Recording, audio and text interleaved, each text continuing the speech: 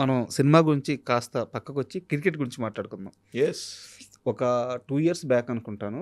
2 years బ్యాకో, 1 year బ్యాకో నాకు సరిగ్గా గుర్తులేదు. మీరు ఒక ఇంటర్వ్యూకెళ్లారు. ఐపీఎల్‌లో ఏ టీమ్‌లు ఫైనల్‌కొస్తే మిమ్మల్ని గెస్ చేయమంటే చాలా కరెక్ట్‌గా గెస్ చేశారు. వావ్! అడ్డిగుడ్డి అంటారు తెలుసా? ఆ! కళ్ళు మూసుకొని బ్యాట్ తిప్పితే తగిలితే 6 వెళ్ళిపోయింది. అలాంటిది. గుర్తుందా మీకు? గుర్తుంది. Permit room. Permit room. Permit రూమ్‌లో I think SRH and Mumbai Indians వస్తారు ఫైనల్‌కి. ఎస్ఆర్‌హెచ్, కేకేఆర్ సంథింగ్ ఏదో చెప్పారు. సంథింగ్ అండ్ ఎస్ఆర్‌హెచ్ విన్ అవుద్ది అని అవును. చెప్పా. అవును. అవును. హైదరాబాద్‌లో ఉన్నవాడు ఎస్ఆర్‌హెచ్ విన్ అవుద్దంటే అది ఎంత పెద్ద విడ్డూరం అది. లేదు. అది మీరేదో గుడ్డిగా చెప్పేసుంటే నేను అసలు టాపిక్ దాను. అదే ఇంటర్వ్యూలో మీరు సచిన్ గురించి చాలా గొప్పగా మాట్లాడతారు. అయితే ఈరోజు నేను క్రికెట్ టాపిక్ ఎందుకు తెచ్చానంటే, సౌరవ్ గంగూలీ అనే వ్యక్తి, దాదా, రాయల్ బెంగాల్ టైగర్, నాకు గురువు, దైవము, ఎవ్రీథింగ్, ఎనీథింగ్ పర్సనల్‌గా. సో, నా గంగూలీ గురించి మీ మాటల్లో వినాలనుకుంటున్నాను. గంగూలీ ఆట మీరు చూసుంటారు. Ganguly Yes, captaincy yes. మీరు చూసుంటారు. ఇండియన్ క్రికెట్ ఒక రకమైన కష్టంలో ఉన్నప్పుడు ఆయన దాన్ని నిలబెట్టిన విధానం చూసుంటారు.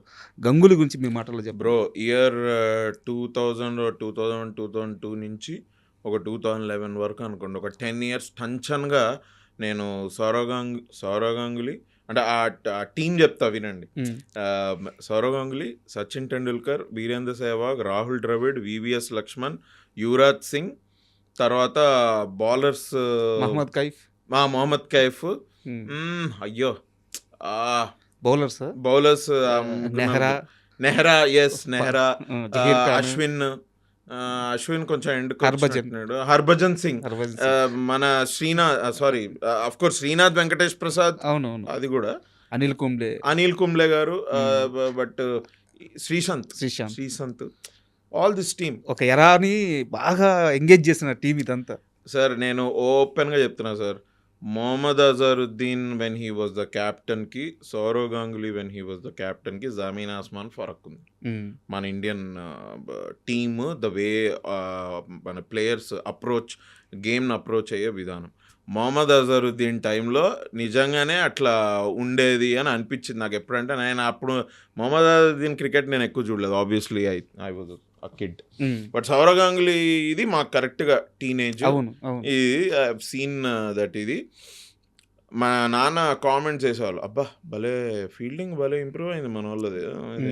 మొహమ్మద్ అజరుద్దీన్ ఉన్న టైంలో పడితే మళ్ళీ ఇది ఉతుక్కోవాలేమో ఎందుకులే అని పడేవాళ్ళు కాదు. మిగతా ప్లేయర్స్ అజరుద్దీన్ గారు బాగా క్యాచ్లు పెట్టేవాళ్ళు, బాగా క్యాచ్ పెట్టేవాళ్ళు. But I think it comes from the captain. And Sourav Ganguly ఎవరేమనుకున్నా సరే is the greatest Indian captain without winning a world cup, in my opinion. ఎందుకంటే Kapil Dev was amazing obviously. నేను I'm not seen him play, but మా parents కానీ మా బాబాయ్లు కానీ మనం తెలుసుకునేవి వినేవి definitely great. ఆయన ఇంటర్వ్యూలు చూసినా కూడా అబ్బా ఏం ఆయన ఫ్రీడమ్ ఫైటర్ లాగా మాట్లాడతాడు. ఆయన క్రికెటర్ ఆయన కూడా, Kapil Dev. When I have seen a couple of his interviews, ఆయన క్రికెట్ అలాగే చూసేవాళ్ళు, ఆయన అలా చూసేవాళ్ళు. ఆయన దాని తర్వాత ఆ ఎరా నుంచి మొహమ్మద్ అజరుద్దీన్ ఎరా తర్వాత వెన్ సౌరవ్ గంగూలీ కేమ్, ఈ అగ్రెషన్ అనేది టీంలోకి తెచ్చిన క్యాప్టెన్ ఈ సౌరవ్ గంగూలీ. దాన్ని కంటిన్యూ చేసిన క్యాప్టెన్ ఎంఎస్ ధోని.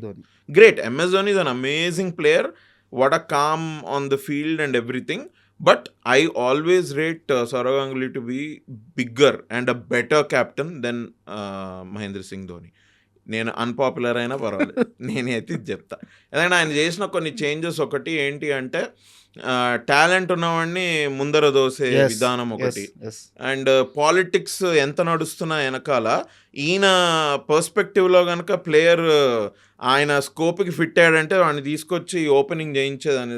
వీరేంద్ర సెహ్వాగ్ చెప్పలేదా, I was playing 4 down 5 down అని, వీరు క్యా కర్ రే భాయ్ ఇది అంటే లేదు ఓపెనింగ్ చేయను అంటే, అన్నా నీ దీంతో నేను 4 down 5 down కూడా రానన్నా, బయటికి వెళ్ళిపోతా అంటే, నువ్వు 4 down 5 down నుండి నీ పొటెన్షియల్ ఏం బయటపడుతుంది? నువ్వు 50 runs కొడతావు 4 down 5 down నుండి అంటే, నేను నీకు ఆ ఛాన్స్ ఇస్తానా? 2 down నేను అవుట్ అయ్యే వరకు ఒక స్కోర్ వస్తుంది కదా, నీకు ఎప్పుడు పొటెన్షియల్ నీది బయటపడదు. అంటే నువ్వు ఒక 100 runs ఎప్పుడన్నా కొడదాం అనుకుంటున్నావా, అది నువ్వు 4 down 5 downలో నువ్వు చేయలేవు. చూద్దాం, నీకేం లేకపోతే మళ్ళీ 4 డౌన్ 5 డౌన్కి వచ్చాయని నేనున్నాను కదా నీకు ఖచ్చితంగా బ్యాకప్ చేస్తాను గ్యారంటీ ఇచ్చారంట. నీకెందుకు అదంతా నాకు వదిలే, నువ్వు వెళ్ళు, నేను చెప్తుంటే నువ్వు ఏందిరా నువ్వు అని. తర్వాత షహవాగ్ ఓపెనింగ్ అనేది ఒక హిస్టరీ అదొకటి. తర్వాత the way batsmen and bowler ratio, 7 batsmen and 4 bowlers. 4 bowlers చాలు, ఇంకొక batsmen 7th batsmen could be an allrounder and 6th and 7th batsmen could be an allrounder. 2 allrounders, 4 బౌలర్లు, 5 batsmen.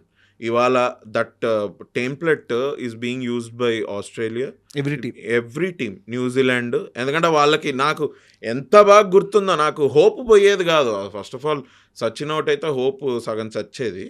But I could count on Rahul Dravid and VVS Laxman and Yuvraj Singh, Mohammad Kaif. అరే వీళ్ళు కూడా కొట్టి win అయిన games ఉన్నాయి కదా. అవును, NatWest series final Lord's balcony. Absolutely. So Sourav Ganguly is one of the greatest captain. 2003 world cup was just unfortunate. Pitch చదవడం కొంచెం అటు ఇటు అయ్యి ఫస్ట్ బ్యాటింగ్ తీసుకున్నట్టున్నారు కదా వీళ్ళు. ఆస్ట్రేలియాకి బ్యాటింగ్ ఇవ్వడం పెద్ద తప్పు పని అయిపోయింది అక్కడ. బీస్ట్ ఉండింది. లేకపోతే 2011 బదులు 2003లో మనం కప్ ఎత్తేవాళ్ళం. I really wish it would have happened.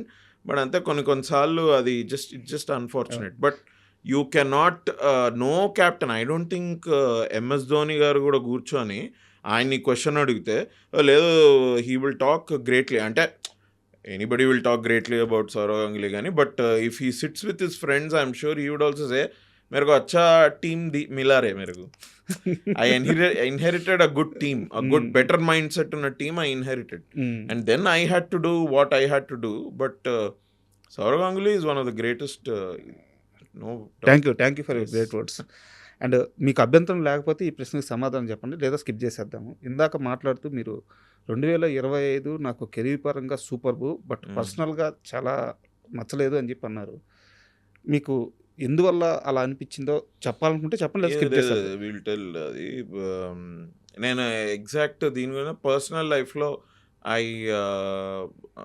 Few friends అనుకున్న విధంగా ఫ్రెండ్షిప్ వెళ్ళకపోవడం ఒకటి.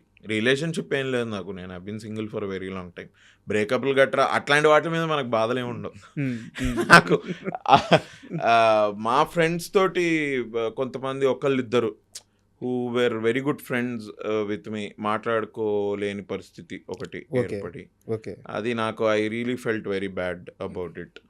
ఇంకోటి కొన్ని ఇన్వెస్ట్మెంట్స్ కొన్ని అటు ఇటు అయ్యాయి, విచ్ మనీ స్టక్ అయిపోవడం, ఇట్లాంటిది కొన్ని జరిగాయి. నేను ఇంకా I'm still dealing with that investment issue, అది ఇంకా నడుస్తూ ఉంది. బట్ ఇవే ఈ వీటిలో only shooting was little relief. And అది చిరంజీవి గారి సినిమా అని వెళ్ళడం కొంచెం దీని నుంచి కొద్దిగా బయటపడేసే. ఎగ్జాక్ట్లీ ఇంకా ఇష్యూ చెప్పుకోలేండి, అంటే it is not correct also because other people are also involve కాబట్టి it's not right. But there was an investment opportunity that I did where money got stuck.